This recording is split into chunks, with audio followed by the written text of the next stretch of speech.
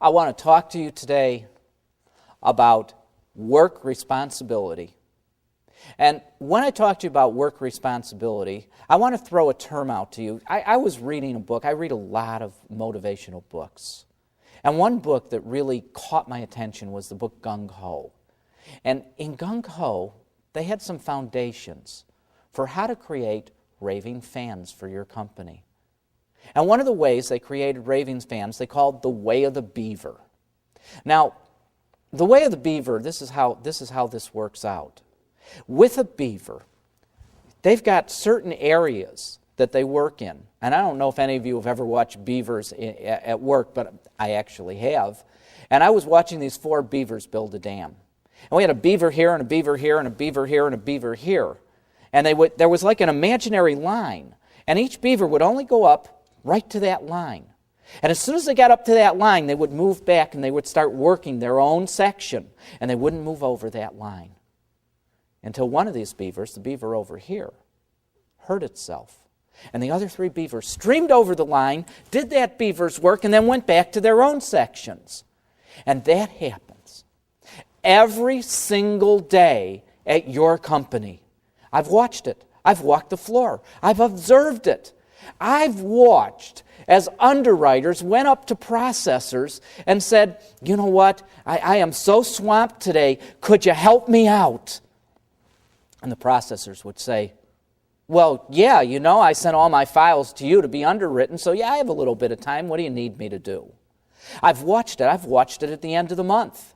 You know, when you walk into a mortgage company, a subprime mortgage company, let's say, and the end of the month is a big time for a subprime mortgage company, and everybody is busy and running around and trying to get all their loans closed at the same time, and you see funders walking up to the processors or the underwriters or the registration people, and they'll say, I know this isn't your job, but I really need your help.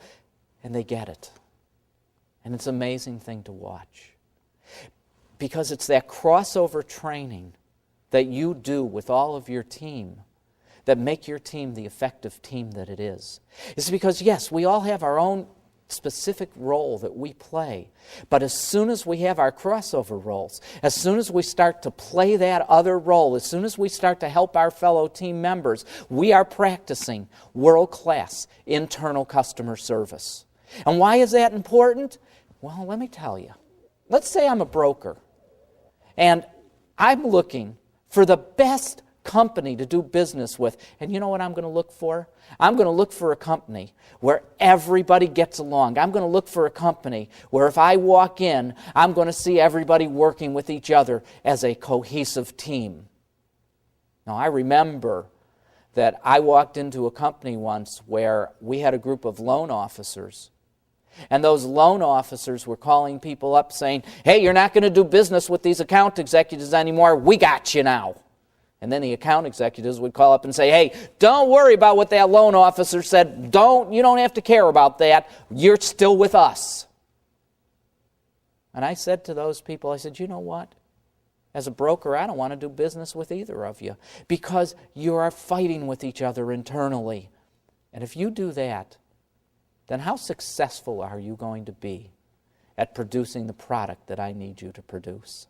I need to work with a company where everybody internally gets along and works with each other. And if I can't do that, then I have to go out and find a new company.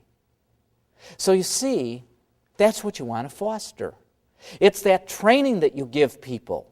You give people the training to be able to cross over to other roles. And what does that do for you? It allows you to say to the next employee that you hire coming in, say at a lower level job like a registration clerk, we train our people, and I guarantee you that if you take the training and you get cross-trained the way I want to cross-train you, you are going to be able to move up in this company rapidly. You're going to go into underwriting, or you're going to go into funding, or you're going to go into post-funding, but we're going to move you up because we know you're good. And that's what that cross-training will do for you. Always make sure that your internal people are working with each other, and you will be successful. Okay.